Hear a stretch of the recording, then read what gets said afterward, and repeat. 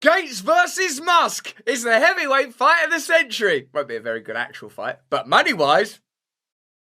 Hello there, you 5.6 million awakening wonders. Together we voyage towards our own version of the truth. A truth that we create. A path that appears as we walk it. A kind of Tao. That's just sort of a philosophy of life that I'm talking about. Hey, I see Bill Gates don't like Elon Musk. Why would that be? Are you a subscriber yet? If you're not a subscriber yet, subscribe right now. Give this video a thumbs up, only if you like it. I wouldn't want just empty, hollow flattery. And turn on the notification bell. 40% of you still don't subscribe. I want you all to subscribe. If you see anyone in the comments below saying, would you like to join my cryptocurrency thing, claiming to be me, that's not me. I don't have a cryptocurrency thing, although I'm thinking of getting one, so as I can become one of the world's richest men and get involved in some kind of spat. Let's see what it is that Bill Gates don't like about Elon Musk. Elon Musk, who on this channel we appreciate as a champion of free speech, a person that seems to be influencing public debate in all sorts of interesting ways, and a person that we're very inquisitive about getting to know better. But let's see what Bill Gates says. Bill Gates making some new comments about Elon Musk's $44 billion deal to take Twitter private. He spoke yesterday at the Wall Street Journal's CEO Summit. The old Wall Street Journal CEO Summit, a place for average Joes. I'm just going to the CEO Summit just to exchange some ideas with my fellow CEOs. Let's put aside all these ideas about powerful individuals coming together to determine the future for average citizens. There's something for everyone, whether you're a CEO on Wall Street or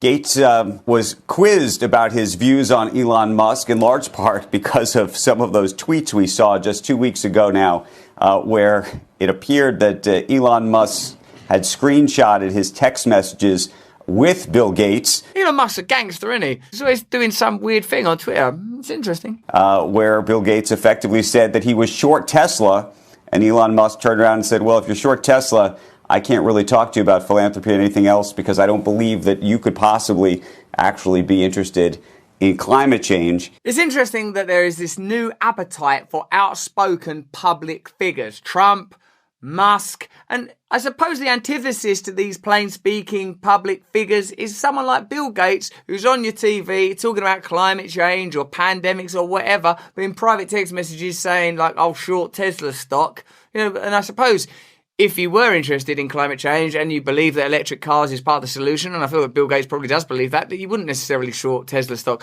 Look, my views are outside of this little crucible of affairs, to tell you the truth, but I suppose why Elon Musk is becoming increasingly popular and influential is because, in a sense, like Trump, he's become someone that people recognize as speaking plainly. I do think that people who own platforms have a role there, and eventually the platforms tried to play that role. It was kind of too late. And when you don't have the trusted leaders, speaking out about vaccines, it's pretty hard for the platform to work against that. So I think we have a leadership problem and we have a platform problem. When Bill Gates says that there's a leadership problem and a platform problem, I think what he means is I don't have total control over all media messaging yet, but I will endeavour to achieve that through sponsoring journalism school, by controlling the WHO, by creating various pharmacological outlets, by buying up farmland.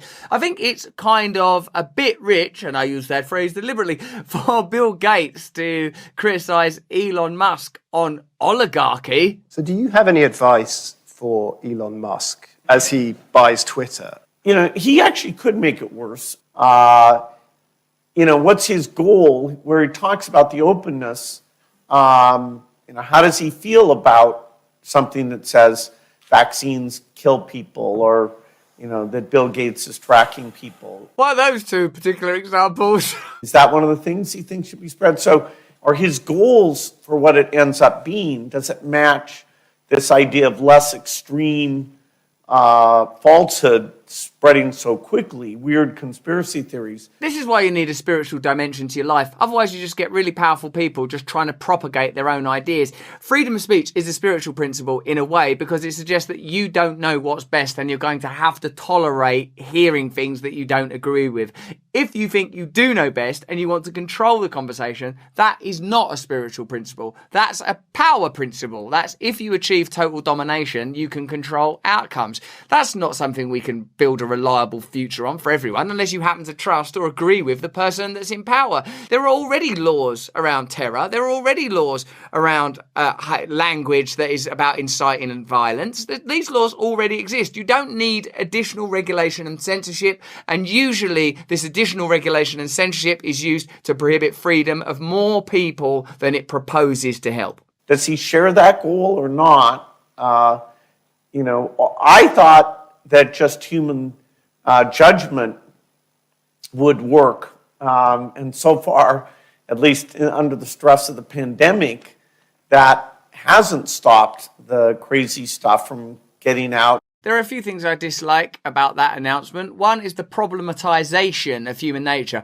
Oh, human beings, they can't determine truth from falsehood, especially when they're under the stress of a pandemic. And two, the fact that there is the constant foreclosure and censorship of information doesn't make conspiracy theories less appealing. It makes them more appealing. When you start shutting down opposition, it doesn't make you think, oh, God, thank God we got rid of that opposition so I can just believe in the truth in an uninterrupted way, like a symphony of truth, and I'm tapping my foot to it in a deck chair. It makes you think they're frightened. They're frightened of the alternative view because there is some validity to it. I'll tell you two stories that fall outside of the framework of people just can't cope with too many stories because of the pressure of the pandemic. Hunter Biden laptop, that was repressed and controlled, and people that spoke about it were called conspiracy theorists. And the Wuhan lab leak theory, which isn't absolutely, for the purposes of responsibility, because I like to tell you the truth, it's not proven to be true yet, but there is substantial evidence that it could be true. It's at least as likely to be true as the Wuhan wet market theory. So that's not, oh no, the stress, the pressure of hearing that there's an Institute of Virology in Wuhan. Oh, the pressure and stress of hearing that Joe Biden's got some potentially illegitimate, alleged business interests that don't line up too nicely with his position as president. Oh, I can't cope with the pressure.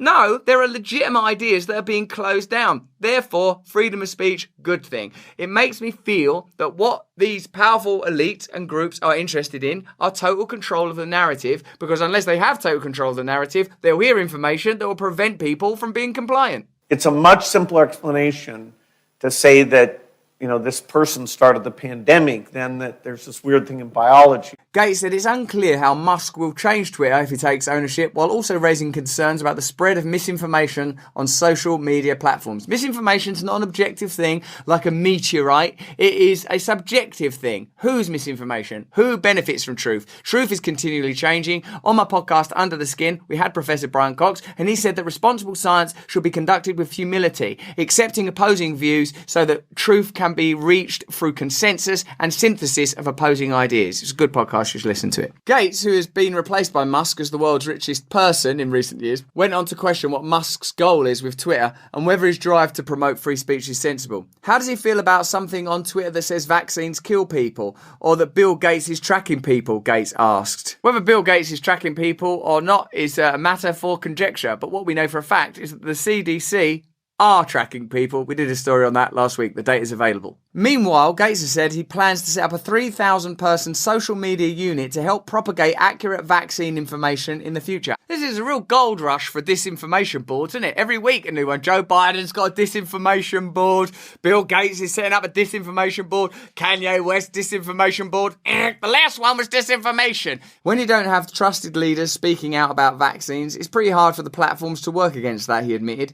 So I think we have a leadership problem and we have a platform problem. Yes, I think we have both of those problems, but perhaps not in the way that Bill Gates sees it. Because obviously what I believe in is freedom of speech, our ability to disagree with one another, our ability to have adult conversations with one another and disagree with one another. Do you believe that there's been free and open discourse around the subject of vaccines? Do you believe that pharmaceutical companies are subject to enough rigor and analysis? And do they share enough data, or do they occasionally say they'll boot things off 70 years into the future? Why is that? Because the information is going to make us so happy we might fall over with glee. And when it comes to Bill Gates tracking people, well, he says that in a glib way, but we know that the CDC are tracking people because a story about that came out last week. We did a video on it. And we know that the CDC collaborates with the WHO, and we know that the WHO is primarily funded by the United States government and Bill Gates' foundation. That's not a conspiracy theory. That's just some information. That's a conspiracy fact. So Bill Gates, he could have two potential objectives perspectives, and you tell me which one you think is more likely. One, he doesn't want misinformation to get out because he wants to help everyone because he loves everyone so much. Or two, he wants to control information because he has his own agenda, which can be tracked and observed according to data and information that's available to everyone. I don't know the truth because I'm just one person like you, working with a team, trying to convey these stories openly in a way that encourages debate and conversation. We don't know the truth, but you let us know in the comments below what you think about this story. Any questions you have, we'll answer them as best we can. Any suggestions for stories, we'd love them. Give this video a thumbs up if you like it. Have a look at this one or this one. Please sign up to my mailing list. I've got a couple of really big announcements and I'd love to include you in them. More important than any of that though, please stay free.